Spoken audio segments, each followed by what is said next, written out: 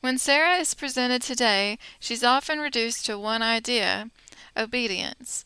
But Scripture gives us a much fuller, more honest picture. Sarah is not silent. She is not passive. She is not portrayed as a woman whose faith meant never questioning, never speaking, or never acting. Instead, Sarah is shown as a woman who walked within covenant faithfulness, exercised discernment, spoke when necessary, and was affirmed by Yehovah himself. From the beginning, Sarah is not treated as incidental to Abraham's calling. Yehovah does not promise Abraham descendants apart from Sarah. Repeatedly, the promise is clarified. The covenant will be established through Sarah's son. This matters because it shows that Sarah is not just along for the journey, she is integral to the covenant itself. When God changes Abram's name to Abraham, he also changes Sarai's name to Sarah. Both are renamed, both are addressed, both are included in the promise. That alone already challenges the idea that women are secondary or silent in God's redemptive plan. Peter later points to Sarah calling Abraham Lord, and this verse is often used to teach unquestioning submission. But when we look at Sarah's actual life, something becomes very clear. Sarah never obeys Abraham into disobedience to Yehovah. She walks with him, she supports him, she respects him, but her obedience is always within faithfulness to God, not against it. This is critical. Biblical obedience is never portrayed as silence at all cost. It is always subordinate to obedience to God. Sarah's life proves this. One of the most overlooked moments in Sarah's story is Genesis 21. When Sarah sees Ishmael troubling or mocking Isaac, she speaks up.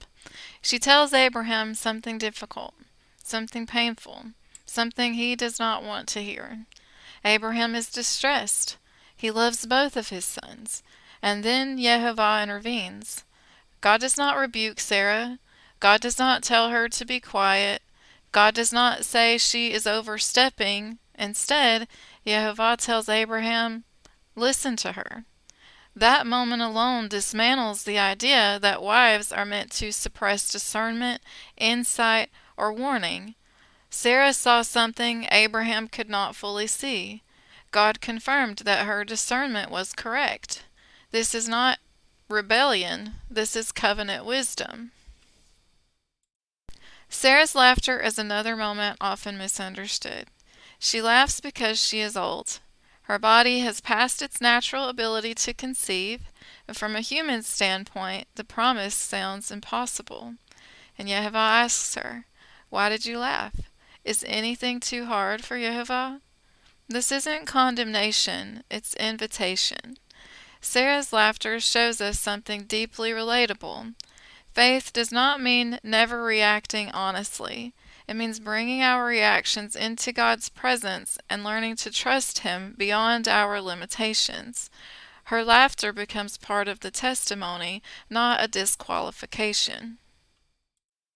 Sarah's relationship with Hagar is often framed today as cruelty, but the text does not support that conclusion. Hagar began to look at Sarah with disdain after conceiving. This fits a repeated biblical pattern. Women who could bear children often treated barren women with contempt. When the text says Sarah humbled Hagar, it does not describe violence or abuse. It indicates the reestablishment of order and authority within the household. Sarah was still Abraham's wife. Hagar was still her servant wife under cultural norms. Even more telling, Yehovah tells Hagar to return to Sarah. God does not accuse Sarah of wrongdoing. He does not remove her authority. He affirms the structure of the household. This shows Sarah exercising leadership, not cruelty. Sarah's suggestion that Abraham take Hagar was not commanded by God. It was human reasoning during a long season of waiting. The promise was always meant to come through Isaac. They simply could not yet see how. This teaches an important lesson. Faith sometimes acts prematurely, but Yehovah remains faithful even when his people act imperfectly. God redeems the situation without redefining the covenant. Sarah's story teaches us to trust Yehovah with the unfolding of his promises instead of trying to force solutions. When Sarah dies, Scripture slows down. Abraham mourns deeply. He insists on purchasing land to bury her. She becomes the first matriarch laid to rest in the promised land. This is not how Scripture treats a woman who is insignificant or silent. This is honor. This is weight. This is legacy. When Paul and Peter reference Sarah, they are not presenting her as a woman without voice. They are pointing to her faithful posture, not erasing her discernment, speech, or authority. Sarah spoke. Sarah decided. Sarah corrected. Sarah protected. And God affirmed her. Deborah, Jael, Sarah. Different roles, different expressions, same truth. Women are not silent in Scripture. They speak, they lead, they discern, they act, they obey God first. Sarah's life shows us that biblical womanhood is not quiet erasure. It is faithful participation in God's covenant purposes. And that truth deserves to be taught clearly, carefully, and without fear.